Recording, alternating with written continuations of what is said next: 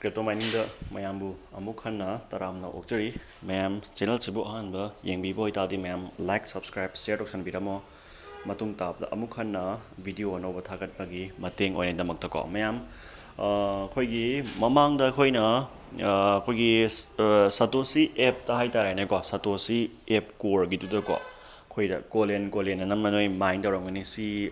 CLND na khoi token nama ko khoi free Satoshi mining na ko aduda ama mine tarongani ado hojik se moidi get io da khogi trading gi live ama tawre ko moigi trading tawba khoba yondot gongchen kari kra loina tawrabane ba ko adui poche khoina kamaina hairiba poche kamaina withdraw tawgadage amasung karam kanda tawgadage kari da tawgadage kamaina ondo on taw everything me amadum sida dum khoina discussion tawrne ba ko ada Hida yengsi the maru oina piriba stake your CLD score on the DEX to start racking up to reward cost my pireko. Magi liquidity provide token ni ko liquidity provide token ni tongan ba kogi kay hani samna haibata kogi atoba token da kogi strength mateng pibiba ko adum ba haitare put yam samna hire kan da ko yam adum ba tongan ba mogi customer da kogi tongan ba kehani feature myam piba ngamba adum ba token ne haitare samna haibta ko liquidity yam samna hire kan da ko aduma takpe wane ba ko ada get io da magi si poche yari sinima haning an kaze ko ado koina phana yara ka su kamaina trade taw da ge sinida question je ko da ma yong ko yu te ba looks like 8 or 9. Satoshi They don't get to see me a lot. capsule even though colen si get io da trade taw hairaga su Satoshi app tagi thadorak tadi kadai di trade taw dori ge sini question je na je ko ide yong ko CLND listed today airdrop price ready for claim on November 17 nai khukak cheng November 17 nairi yengone kok je tawri bang ka je ko November 17 haire ba ko moina di ngasai gi kano hairabni na moina di ngasai gi trade tawre aduda tawre gi kaithok ba yare get io da leire kholi haibni na ko aduna we know you are eager to see the token in your wallet and we truly appreciate your patience go. Today listing is a big milestone. The airdrop claim and winner announcement to do everything to the pire. Ado kada idagi kari tawru dore gi sinida noina thadorak traga koina kari tawru get tawdu ino sinida. Ado yeng siko khogi Mr. Get IO kanoje Satoshi app the yeng siko. The airdrop me amasi airdrop ki kamaina participate tawgani de ina takre ko pel gi sidi go takrabani yeng biro. Ada koina wallet changa ga colen sila to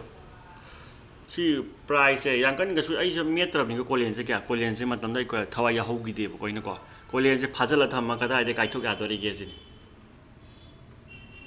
hai kan de sin o hai kan de sim lai ra aduga hari ba pot se kai thok ke har ga di noina glip account na noina mamang da ma hang gi ning sang bra to si glip exchange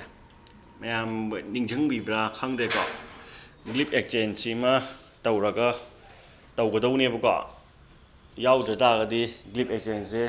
hapchan biro glyph.apk nan chango browser remake ta duga hai po download to biro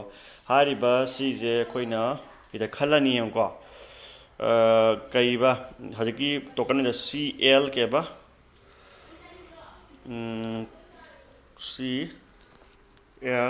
CN hybrid si en ko yeng token no mi da ko colen gi do to si yaure to si da ko swap version 4 da chango ba ko swap version 4 da ko glip ki oina ko swap version 4 si le to CLND thare na ko CLND si le re ko me ure ko minna aduga convert to USDT in higher ko aduga si khoina connect wallet changane ba connect wallet chang matam da metamask samgarne ba ko nang metamask sambiro ba ko nang ngasai gi sigi withdraw to bodo metamask tawrne withdraw to bodo koina sidagi di kai ba Satoshi dai di koina withdraw to bodo metamask sat kharni dana ko metamask sat kharni withdraw to sat kharni dana ko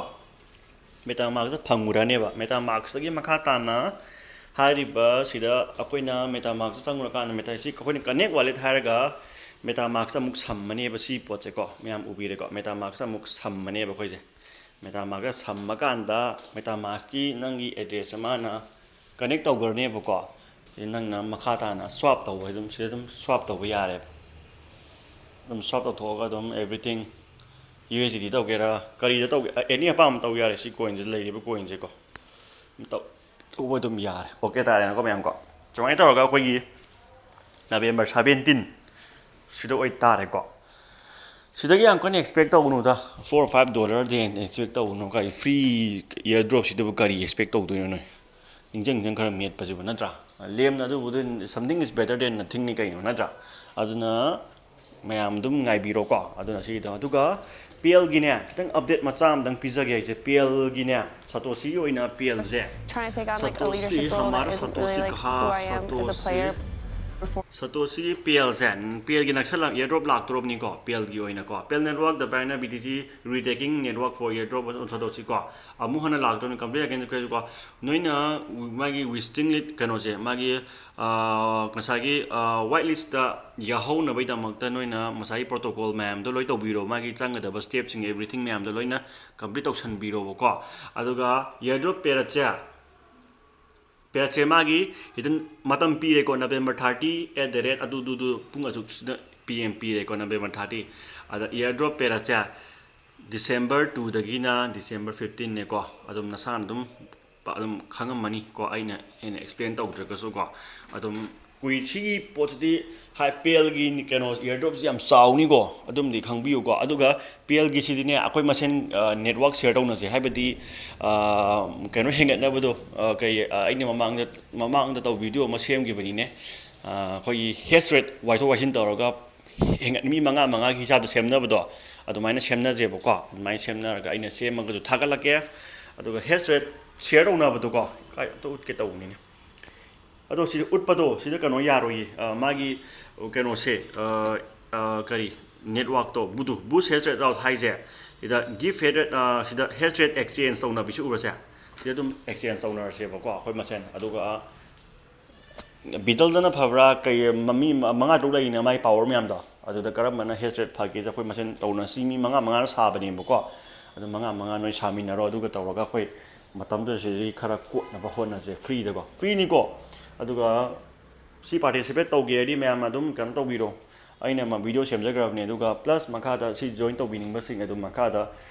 ding link in the description pijaram ge adum join to san biram ko tang jo khana ba phangni mayam thank you good night horen update khap pijak ke mayam thank you